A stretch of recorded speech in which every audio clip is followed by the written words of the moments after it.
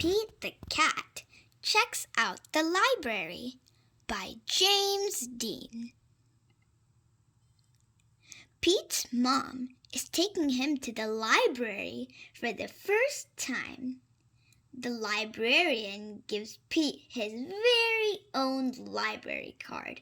"Wow, cool," says Pete. The librarian smiles. "Time for the tour." Wow, Pete has a library card. The librarian takes Pete through the library. There's a big desk where people wait to check out books. There's so many books.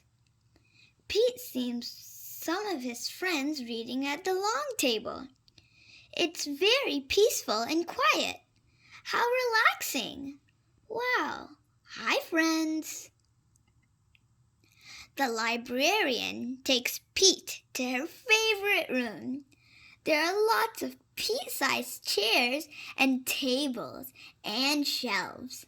There are books of every shape, size, and color. Wow!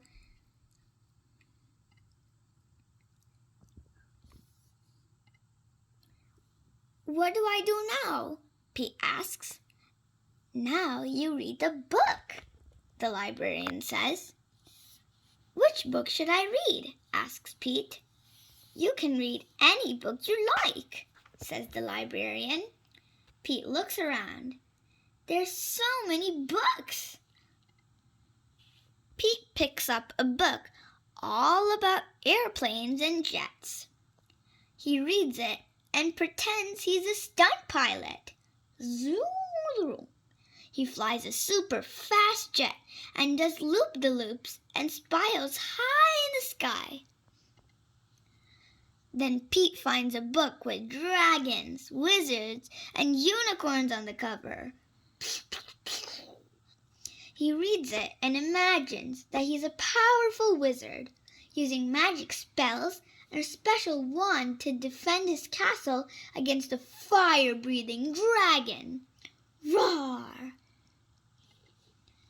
Next, Pete opens up a book about spiders and insects. He reads it and imagines that he's a scientist studying all types of critters in the wild.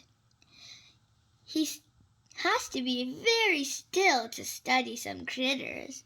Shh. And very fast to study others. Then Pete chooses a book with all sorts of scary monsters on the cover. It is a book of fairy tales.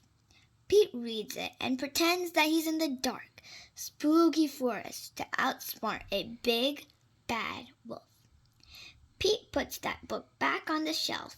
It's too scary. "Oh no, don't be scared, Pete." Pete opens a book about pyramids in Egypt. He reads it and pretends that he's an explorer riding a camel across the desert and climbing on to the top of a giant pyramid. That's high. Next, Pete picks a book with all sorts of robots on the cover. He reads it and imagines that he's a robot at a robot dance party. His arms and legs make whizzing sounds when he moves. When Robot Pete speaks, he says, "Bleep, bloop, bleep, bleep, bloop." Next, Pete picks up a book about superheroes. He reads it and makes believe that he's a superhero. He flies around the city in a colorful cape, chasing bad guys and saving the day. Wow! Then Pete spots a big book about the ocean and all of its critters. He reads it and imagines that he's a scientist in a submarine deep in the ocean, looking for whales, squids, and sharks. Wow, those are so many cool animals. There's so many wonderful books to read at the library. Pete can be whatever he imagines with the book. Reading is super groovy. The